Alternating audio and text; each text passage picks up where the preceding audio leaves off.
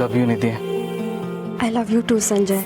ಈ ಮನೇಲಿ ನೀನು ಎಷ್ಟು ಖುಷಿಯಾಗಿರ್ತಿದ್ಯೋ ಅಷ್ಟೇ ಖುಷಿಯಾಗಿ ನಮ್ಮ ಮನೇಲೂ ಇರ್ತೀಯ.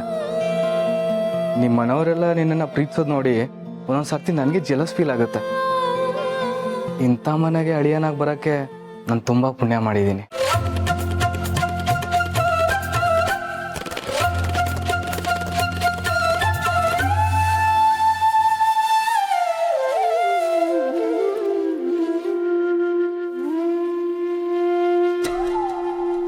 ನಾವೇನು ನೋಡಿಲ್ಲ, ನಾವಿಲ್ಲಿಗೆ ಬಂದೇ ಇಲ್ಲ.